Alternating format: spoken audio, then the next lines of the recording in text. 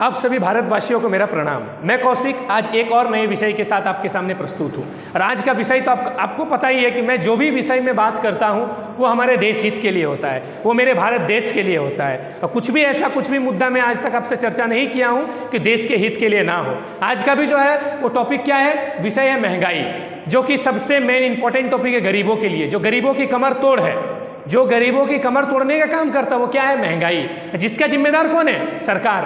जिसके जिम्मेदार कौन है, नेताएं। मैं हमेशा, आपको पता है, मैं कुछ भी बोलता हूं उसके पीछे का कारण सिर्फ और सिर्फ हमारे देश की सरकार है और हमारे देश के नेताएं हैं, जो कि इस स्थिति को, ऐसा सिचुएशन को हमारे देश में क्रिएट कर दिया है कि जिसको कम अगर नहीं किया जाए, जिसको अगर रोका नहीं जाए तो देश सच में लूट जाएगा, देश सच में बर्बाद हो जाएगा। तो आज का विषय क्या है, महंगाई।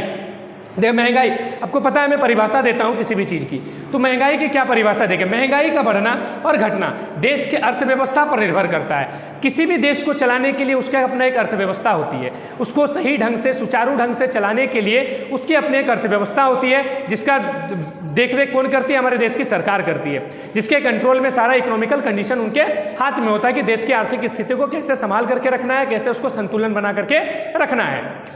अगर ज़्यादा चीज़ें खरीदने से चीज़ों की डिमांड बढ़ेगी और डिमांड के मुताबिक सप्लाई नहीं होने पर कीमत बढ़ेगी। इस प्रकार महंगाई बढ़ती जाती है।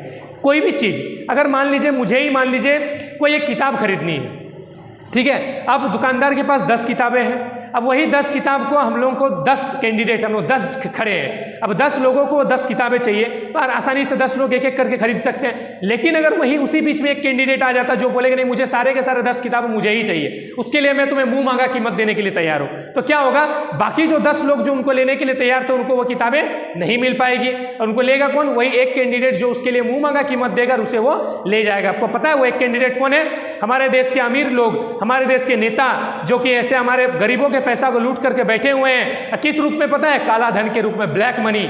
हमारे देश का सबसे मुख्य कारण है महंगाई का ब्लैक मनी, काला धन। अगर महंगाई को हटाना है, रोजगार को बढ़ावा देना है, अर्थव्यवस्था को सुचारू ढंग से चलाना है, तो सबसे जरूरी क्या है, देश में जो हमारे नेताएं जो पैसा, हमारे गरीबों के पैसा को दाब करके बैठे हुए हैं, उन पैसा को निचोड़ करके निकालना है, खींच करके निकालना है और देश के भलाई में लगाना है। जो काला धन वो हमसे लूट करके रखे हैं, वो सारा काला धन को एक एक रुपया का हिसाब लेकर के उनसे छीनना पड़ेगा, तब जाकर देश को हम लोग आगे बढ़ा सकते हैं। तो उस पर निर्भर करता है। इस प्रकार महंगाई बढ़ती रहती है। अगर प्रोडक्शन कम है, सप्लाई कम है और डिमांड ज़्यादा है, लोग उसको खरीदना ज़्यादा चाहते हैं लेकिन सप्लाई कम है, तो फिर उस चीज़ की महंगाई अवश्य बढ़ेगी। आपको एक बात याद होगी कि कोरोना काल में आप लोगों को पता है कि सैनिटाइजर, मास्क वगैरह को पहले लोग जानते तक नहीं थे, लेकिन उसका अचानक से ऐसा डिमांड बढ़ गया कि लोग उसके लिए मुँह मांगा पैसा देने के लिए तैयार हो गए। आपको पता है जो सैनिटाइजर 10 रुपया करके बेचाता था, उस समय वो 25 रुपया, 50 रुपया, 100 रुपया तक बिकता था। कारण क्या है, उसका डिमांड बढ़ जाना, अचानक से उसका डिमांड बढ़ जाना। और सबसे ज़्यादा फायदा किसको होता है इससे, सरकार को, क्योंकि सरकार को क्या हम पता है, टैक्स से मतलब है। तो सरकार को टैक्स, जितना ज़्यादा कोई भी कंपनी अगर कोई भी प्रोडक्ट बनाती है तो उसके पीछे उसको सरकार को टैक्स देना होता है। तो सरकार जितना ज़्यादा वो मैन्युफैक्चरिंग करेगा, जितना ज़्यादा वो प्रोडक्ट को उत्पादन करेगा, उतना ज़्यादा उसको सरकार को आपको टैक्स देना पड़ेगा।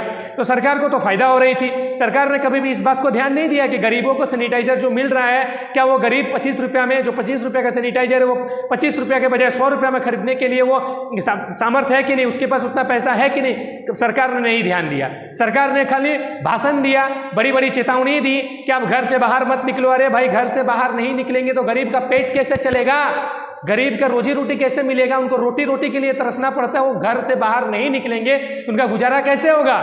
सरकार को, आप लोगों को पता होगा, जो दिहाड़ी मजदूर जो थे, जो कि हमारे मुंबई, दिल्ली जैसे बड़े बड़े महानगरों में काम करते थे, उस वक्त किस प्रकार उनकी परिस्थिति है, कैसा कंडीशन हो गया। तो उनको वहाँ से ना वो घर आ पा रहे थे और ना वो वहाँ से रूम से बाहर निकल पा रहे थे। उनके ऐसे भूखमरी के कारण बहुत सारे लोगों की मृत्यु हो चुकी थी देश में। ऐसे स्थिति में ऐसे अकाल पड़ गया था हमारे कोरोना काल में, लेकिन सरकार चुपचाप थी, मौन थी। उस समय भी देश के हित के लिए कुछ भी ऐसा कदम नहीं उठाई जिससे कि देश को बहुत ज़्यादा फायदा हो सके। तो बढ़ेगी इस प्रकार महंगाई बढ़ती रहेगी। देखिए कारण क्या, धन की कमी। सबसे मेन इंपॉर्टेंट क्या है, धन की कमी, गरीबी। इससे पहले वीडियो में आप चर्चा कर चुके हैं गरीबी क्या है। गरीबी हम बता चुके हैं कि गरीबी का अर्थ ही गरीब में ही गरीब वर्ड छुपा हुआ है। गरीब कौन है? हम आप गरीब है। गरीब बड़े लोग, अमीर व्यापारी या फिर हमारे देश के नेता गरीब नहीं है। वो गरीब नहीं है क्योंकि उनके पास हमारा पैसा है, हम उनको लूटने दे रहे हैं, हम लोग लुटा रहे हैं और वो लूट रहे हैं। इसलिए बार बार बोल रहे हैं कि अभी भी जागरूक होने का समय। अगर हम लोग अभी भी जागरूक नहीं हुए तो एक समय ऐसा आएगा कि हम सब गरीबों का आत्महत्या करना पड़ेगा। एक दिन ऐसा आएगा, मैं लिख कर देता हूं। अगर हम लोग जागरूक नहीं हुए, अगर अभी भी हम लोग शिक्षित लोगों को चुने नहीं नेता के लिए, अगर अभी भी हम लोग शिक्षित लोगों को आगे बढ़ावा ना दे, अभी भी अगर हम लोग शिक्षित ना बने, एक समय ऐसा आएगा कि सारे नेता मिल करके हम सबको बेच खाएंगे, हम लोगों को नोच खाएंगे, गरीबों का हालत खराब कर देंगे, देश में रहना मुश्किल हो जाएगा। तो धन की कमी, गरीबी, उत्पादन में कमी। उत्पादन मतलब किसी भी चीज़ का प्रोडक्शन। अगर कोई भी चीज़ का मान लीजिए उत्पादन कम हो रहा है और उसका डिमांड ज़्यादा है, मांग उसकी ज़्यादा है, उत्पादन कम है, तो ऐसे में भी महंगाई का बढ़ना निश्चित है। तीसरा और सबसे मेन इंपॉर्टेंट कारण है काला धन। जो हमारे देश के नेताएं जो चीप करके बैठे हुए हैं, गरीबों का जो खून पसीना का जो कमाई है, उस काला धन का सबसे बड़ा कारण है हम लोगों का देश का महंगाई का बढ़ना। अगर काला धन को सरकार को निकाल के सब हमारे सरकार के खाते में चला जाए, सरकार हमारे देश हित में लगाए, हम जैसे गरीबों का उसमें उद्धार करे, हमारे जैसे गरीबों की जो जरूरत की आपूर्ति उसको पूरा किया जाए, तो फिर मैं कसम खाता हूँ, मैं देश का सौगंध खा करके बोलता हूँ, हमारे देश से जो महंगाई है नामो निशान मिट जाएगा। लेकिन सरकार कभी भी ऐसा नहीं करेगी, क्योंकि सरकार खुद ही लूट रही है हमें। सरकार क्या हमें सुधारेगी? सरकार ही तो लूटने में लगी हुई है ना। हमारे देश के नेताएं, बड़े बड़े नेताएं, बड़े बड़े करप्शन ऑफिसर्स क्या कर रहे हैं? देश को लूट रहे हैं। उनके पास आप देख रहे हैं हर 10 दिन में आपको न्यूज में आ रहे होंगे कि ईडी इसके वहां छापा मारा, इस नेता के वहां छापा मारा, इस पार्टी के नेता के वहां पे छापा मारा। तब देख रहे हैं आप, तो सबको पता है किस पार्टी में कौन सा नेता क्या चोर है, क्या है, सबको पता है। सब डकैत है, सब डाकू है, सब हमें लूट रहे हैं। और हम जैसे गरीब मूर्ख लोग क्या कर रहे हैं? लुटा रहे हैं। इसलिए हम अभी भी बोल रहे हैं, जाग जाओ सब। हम अगर आम जनता जिस दिन जाग गई ना, मैं कसम खाता हूं, उन जैसे नेताओं को, करप्ट ऑफिसर को या हमारे देश के भ्रष्ट नेताओं को चीर फाड़ करके खा जाएगी और बचने का मौका नहीं मिलेगा। इसलिए नेताओं में तुम्हें वार्निंग देता हूं, सुधरने का मौका देता हूं कि अभी भी मौका है, सुधर जाओ। क्योंकि अगर भारत के आम जनता अगर जिस दिन जाग गई ना, उस दिन तुम्हें भागने का भी रास्ता नहीं मिलेगा।